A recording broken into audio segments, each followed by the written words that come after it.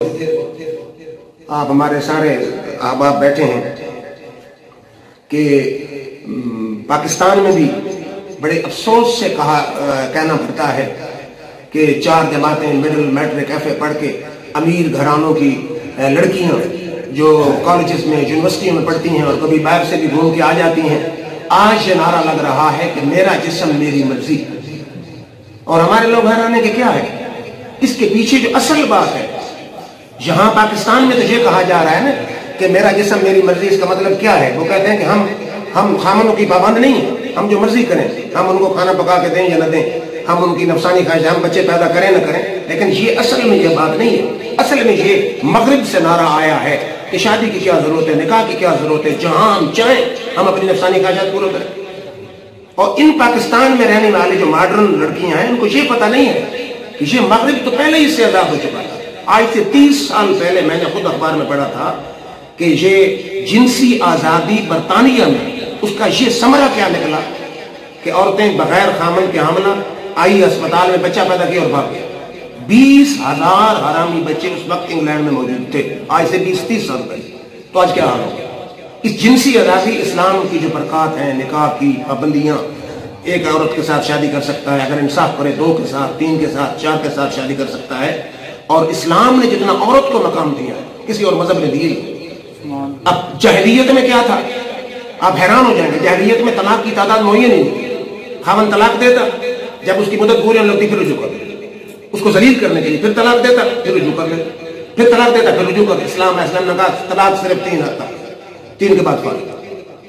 پھر بچیوں کو لوگ زندہ درگور کرتے تھے. آپ نے سنا ہے، تاریخ میں موجود ہے. عرب میں کیا حال تھا؟ اپنی بچی کو اپنے لیے آر کا باعث سمجھتے تھے، اور جو بھی بچی پیدا ہوتی اس کو زندہ درگور کرتے تھے. یہ تو اسلام نے آ کے عورت کو مقام دیا ہے. قرآن میں واضح احکام ہے کہ بھوک کے ڈر سے اپنی اولاد کو قتل نہ کرو.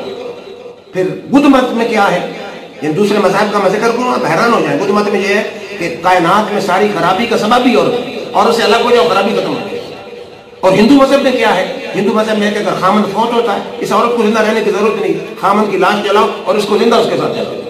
اسلام نے کہا نہیں، 4 مہینے 10 دن عدت گزار کے تم اور خامن کے ساتھ شادی کر سکتی ہے. حیرانی ہوتی ہے کہ جس اسلام نے اتنی آزادی، اسلام نے کہا کہ جب عورت بالغ ہوتی ہے اس سے پوچھو. بلکہ ویسے تو کسی غیر محرم مرد کو دیکھنا عورت کے لیے منع ہے، لیکن شادی کے لیے عورت مرد کو دیکھ سکتی ہے، مرد عورت کو ایک نظر دیکھ سکتے ہیں. اگر عورت ہاں جب تک نہ کرے نکاح ہو ہی نہیں سکتی. حیرانی ہوتی ہے، اسلام نے عورت کو ماں کا مقام دیا، اسلام نے عورت کو بیٹی کا مقام دیا. اب اسلام میں کیا ہے؟ حضور صلی اللہ علیہ وسلم نے فرمایا جو عورت بچے کے حمل کی حالت میں بچہ پیدا کرنے والی تھی اور مر گئی، اللہ فرماتا ہے اس کا شہیدوں کی لسٹ میں نام درج کرو. اور حضور نے فرمایا المرأۃ اذا حملت کانت لاجر الصائم القائم المخبت المجاہد فی سبیل اللہ. جو عورت حاملہ ہوتی ہے اس کو 4 مردوں کا ثواب بغیر اس نیک عمل کے اللہ تعالیٰ کا فرماتا ہے. کانت لاجر الصائم، عورت روزہ نہیں رکھ رہی ہے حمل کی صورت میں، حضور نے فرمایا اللہ فرماتا ہے اس کو روزدار کا ثواب ہے. قائم، ساری رات کھڑے ہو کے نفل پڑھنے والے کا ثواب ہے. مخبت، عاجزی کرنے والے مرد کا ثواب ہے. مجاہد فی سبیل اللہ، اللہ کے راستے میں جہاد کرنے والے کا ثواب ہے. اسلام نے اتنی عظمتیں عطا فرمائیں. پھر جب بچے کو دودھ پلاتی ہے حضور صلی اللہ علیہ وسلم نے فرمایا لکل مسۃ اور ردۃ اجر نفس تحجیھا، ہر گھونٹ کے بدلے ایک جان زندہ کرنے کا ثواب ماں کو عطا کر دیا جاتا ہے. اسلام نے اسے بلندی اور عروج پر پہنچایا ہے. حیرانی ہے پھر بھی عورت یہ کہتی ہے کہ ہم آزادی چاہتے. کون سی آزادی چاہتے ہیں؟ پھر اسلام کا نظریہ یہ نعرہ ہی اسلام کے خلاف ہے. اسلام نے کیا کہا؟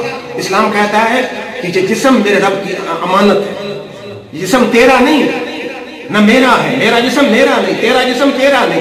نہ مرد کا جسم اپنا ہے نہ عورت کا جسم اپنا ہے. جسم کس کا ہے؟ جسم خالق نے عطا کیا ہے، اس کی امانت ہے. اس کو استعمال بھی اس انداز میں کیا جائے گا اس انداز میں خالق کی مرضی ہوگی. اگر جسم ہمارا ہے تو خودکشی کرنے کی اجازت ہوتی ہے. اب خودکشی کی اسلام میں اجازت نہیں ہے کہ جسم تیرا نہیں، جسم کا مالک خالق ہے، جس نے تمہیں پیدا کیا، مالک تو وہ. اور حضرت علی شیر خدا کا بڑا حسین قول ہے. علی شیر خدا فرماتے ہیں ہم آئے کیسے؟ ہم اپنی مرضی سے آئے نہیں. اللہ نے چاہا کہ فلاں مثلا کوئی انسان آپ میں بیٹھیں، فلاں اللہ نے چاہا کہ فلاں بندہ پیدا ہو. اب ماں باپ کون ہو یہ ہماری مرضی ہے. اللہ نے جس ماں اور باپ سے اس کو پیدا کرنا چاہتا ہے جس علاقے میں پیدا ہو یہ تیری مرضی ہے، اللہ نے جس علاقے میں چاہا وہاں پیدا ہو، پھر کس قبیلے میں پیدا ہو جس قبیلے میں اللہ نے چاہا اس میں پیدا ہو، پھر کس رنگ میں پیدا ہو، کالا ہو یا سفید ہو، یہ تیری مرضی تھی، یہ خالق کی مرضی تھی۔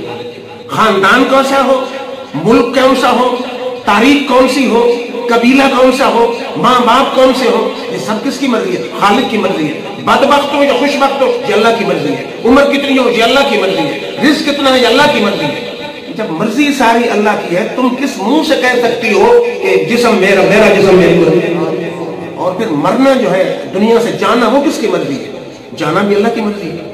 جو بھی دنیا میں آ جاتا ہے وہ تو چاہتا ہے میں تو ہمیشہ ہمیشہ جہاں رہوں، لیکن ٹائم مقرر جب آ جاتا ہے چاہے 1000 ڈاکٹر اس کے سرحانے بٹھا دیے جائیں وہ دنیا سے روانہ ہوتا ہے۔ جب روانگی بھی اللہ کی مرضی سے ہے، آنا بھی اللہ کی مرضی سے ہے، تو درمیان والی مدت میں تم اپنی مرضی نہیں چلا سکتے۔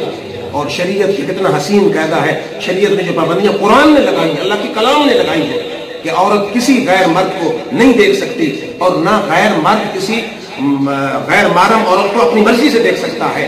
اور اپنی شرم گاہ کی حفاظت کرو، میرے آقا نے فرمایا جو اپنی شرم گاہ اور زبان کی حفاظت کرنے کی ضمانت دیتا ہے میں اس کو جنت کی ضمانت دیتا ہوں۔ اور قرآن نے واضح کہا قل ان صلاتی و نسکی و مخجاج و مماتی للہ رب العالمین، میرے رب نے پہلے ہی نازل فرما دیا کہ خبردار کل یہ دعویٰ نہ کرنا کہ میرا جسم میری مرضی، بلکہ تمہیں کہنا چاہیے ان صلاتی میری نماز و نسکی میری قربانی و مخجاجہ میری زندگی و مماتی میرے لیے نہیں ہے، رب الجلال کے لیے ہے۔ انسان کو اللہ نے جانوروں کی طرح پیدا نہیں کیا، بلکہ انسان جو ہے جو اللہ تعالیٰ کی طرف سے پابند ہے احکامات الہی۔ مسلمان اللہ تعالیٰ نے فرمایا وما خلقت الجن والانس الا ليعبدون، ہم نے انسان کو ایسے نہیں پیدا کیا کہ جو مرضی حیوانوں کی طرح جہاں شہوت اپنی پوری کرے، بلکہ فرمایا ہم نے صرف اس لیے پیدا کیا ہے کہ وہ ہماری عبادت کرے۔